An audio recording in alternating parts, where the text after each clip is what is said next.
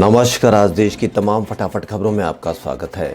देश के कई राज्यों में बसंत ऋतु के आगमन के साथ ही तापमान में बढ़ोतरी देखने को मिली है। दिल्ली, उत्तर प्रदेश, पंजाब और हरियाणा जैसे राज्यों में मंगलवार को तापमान सामान्य से अधिक रहा और लोगों को सर्दी से राहत मिली। मौसम विभाग के अनुसार आज भी ऐसा ही कुछ रहने का अनुमान है। भारतीय मौसम विभाग की आधिकारिक वेबसाइट के अनुसार आज सुबह दिल्ली में तापमान 12.6 डिग्री सेल्सियस दर्ज किया गया, जो कि सामान्य से 2 डिग्री अधिक है। देश में बुधवार यानी आज 17 फरवरी 2021 को लगातार 9वें दिन पेट्रोल डीजल के दामों में बढ़ोतरी हुई है। ऑयल मार्केटिंग कंपनी की ओर से लगातार बढ़ोतरी किए जाने के चलते देश में रिटेल फ्यूल के प्राइस अपने रिकॉर्ड हाई पर चल रहे हैं। दिल्ली में पेट्रोल 89 के ऊपर चल रहा है, वहीं मुंबई में पेट्रोल ने 96 रुपये का आंकड़ा छू लिया है। बुधवार की बढ़ोतरी के बाद दिल्ली में पेट्रोल 89.54 रुपये प्रति लीटर और डीजल की कीमतें 89 रुपये प्रति लीटर है।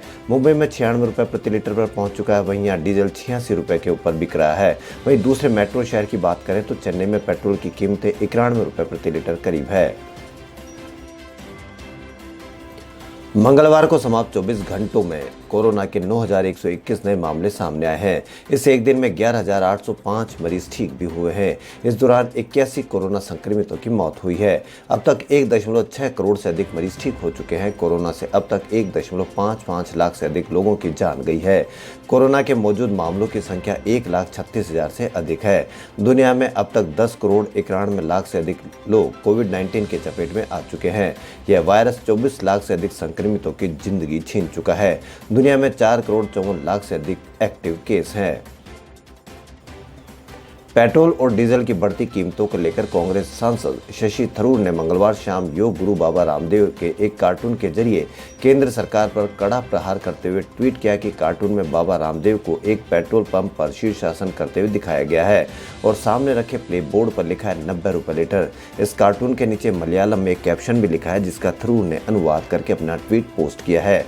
अगर आपने बाबा रामदेव से योग सीख लिया है तो आप भी पेट्रोल की कीमतें 6 रुपये लीटर देख सकते हैं। केरल के तिरुवनंतपुरम के लोकसभा सांसद थरूर ने लिखा। महाराष्ट्र में कोविड-19 के मामलों में हालिया बढ़ोतरी से चिंतित मुख्यमंत्री उद्धव ठाकरे ने मंगलवार को नागरिकों से मास्क पहनने और उचित दूरी का पालन करने जैसे निर्देशों का सख्ती से पालन करने या एक बार फिर लॉकडाउन का सामना करने के लिए तैयार रहने को कहा है। महाराष्ट्र में बीते रविवार को पिछले एक महीने से अधिक समय में सबसे ज्यादा कोरोना संक्रमण के 4,092 मामले सामने आए। वहीं मंगलवार को 3,663 नए मामले आए। पिछले 7 दिनों से रोजाना लगातार 3,000 से ज्यादा मामले आ रहे हैं। मुंबई में 461 मामले आए। मुख्यमंत्री ने कहा कि नागरिकों को फैसला करना है कि क्या वे संक्रमण पर नियंत्रण के लिए फिर से लॉकडाउन का सामना करना चाहते हैं। दिल्ली की एक अदालत ने राजद्रोह कानून को लेकर बड़ी टिप्पणी की है। पटियाला हाउस कोर्ट ने कहा कि उपद्रवियों पर लगाम लगाने के नाम पर असंतुष्टों को चुप करने के लिए राजद्रोह के कानून का इस्तेमाल नहीं किया जा सकता है। किसान आंदोलन के दौरान सोशल मीडिया पर फेक वीडियो पोस्ट कर अफवाह फैलाने और राजद्रोह करने के 2 आरोपियों को जमानत देते हुए एडिशनल सेशन जज धर्मेंद्र राणा ने यह टिप्पणी की। कोर्ट ने मामले में देवीलाल बुड्डाक और स्वरूप राम को जमानत दे दी। इन दोनों को इसी महीने दिल्ली पुलिस ने गिरफ्तार किया था। अमेजॉन ने मंगलवार को कहा कि वह फॉक्सकॉन की सहायक कंपनी क्लाउड नेटवर्क टेक्नोलॉजी के साथ साझेदारी में साल के अंत में चेन्नई में फायर टीवी स्टिक सहित अपने अन्य उपकरणों का विनिर्माण शुरू कर देगी। कंपनी ने एक ब्लॉग पोस्ट में कहा कि भारत में अमेजॉन का पहला विनिर्माण संयंत्र होगा, जो आत्मनिर्भर भारत बनाने के लिए सरकार के मेक इन इंडिया के दृष्टिकोण के प्रति हमारी प्रतिबद्धता को दोहराता है। अमेजॉन ने कहा कि उपकरण विनिर्माण कार्यक्रम भारत में ग्राहकों की मांगों को पूरा करते हुए हर साल लाखों फायर टीवी स्टिक डिवाइस का उत्पादन करने में सक्षम होगा। हालांकि कंपनी ने परियोजना की क्षमता या निवेश का विवरण नहीं दिया है। पुडुचेरी में कांग्रेस सरकार पर जारी संकट के बीच उपराज्यपाल किरण बेदी को पद से हटा दिया गया है। राष्ट्रपति भवन की ओर से मंगलवार रात जारी एक बयान में जानकारी दी गई है। राष्ट्रपति रामनाथ कोविंद के ऑफिस से जारी बयान के अनुसार नई नियुक्ति होने तक तेलंगाना के राज्यपाल तमिलिसाई सौंदरराजन को फिलहाल पुडुचेरी के उपराज्यपाल की जिम्मेदारी संभालने को कहा गया है।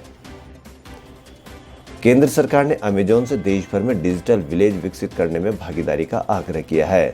जेफ बेजोस के स्वामित्व वाली ऑनलाइन रिटेल की दिग्गज कंपनी की ओर से भारत में फ्लैगशिप गैजेट शुरू किए जाने की घोषणा वाले दिन ही सरकार की ओर से आग्रह किया गया है। सरकार की मंशा देश के कारीगरों द्वारा तैयार किए गए सामान और आयुर्वेदिक सामान की वैश्विक बिक्री को ऊंचाई देने के लिए दुनिया के सबसे धनी शख्स में से एक बेजोस की कंपनी के नेटवर्क का इस्तेमाल करने की है। मेघालय सरकार ने मंगलवार को पेट्रोल और डीजल में मूल्य वर्धित कर यानी वेट में और कमी की, जिससे राज्य में इन पेट्रोलियम ईंधनों के भाव 5 रुपये प्रति लीटर से ज्यादा घट गए हैं। मुख्यमंत्री कोनराड के संगमा ने इसकी घोषणा की।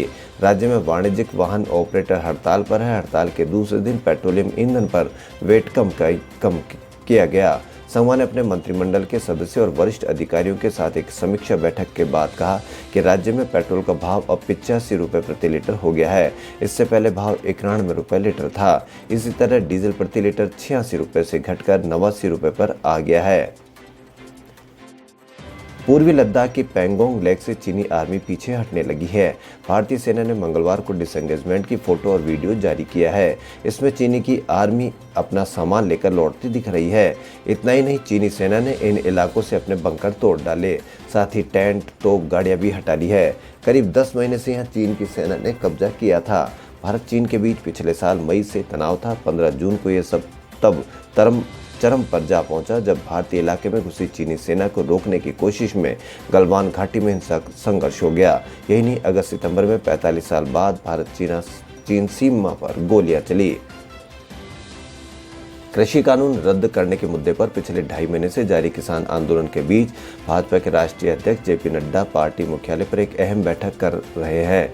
नड्डा के साथ केंद्रीय गृह मंत्री अमित शाह और कृषि मंत्री नरेंद्र सिंह तोमर भी मीटिंग में मौजूद हैं। इसमें पार्टी के पंजाब, हरियाणा, उत्तर प्रदेश और राजस्थान इकाई के किसान नेताओं को बुलाया गया है।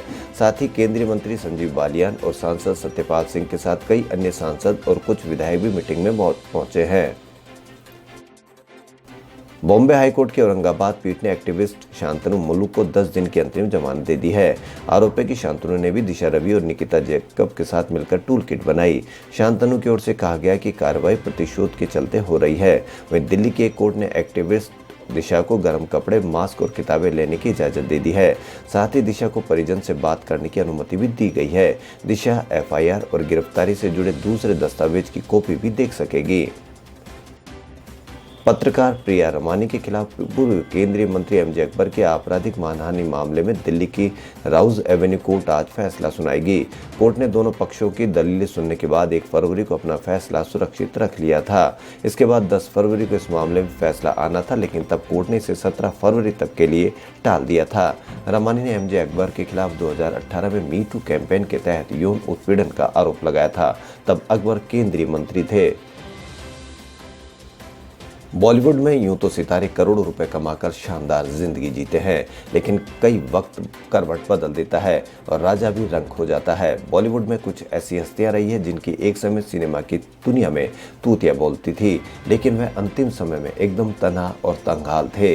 इनमें AK एंगल, भारत भूषण, भगवान दादा और परवीन बॉबी जैसे दिग्गज सितारों के नाम लिए जा सकते हैं, तो कुछ मॉडल भी उसमें नजर आते हैं।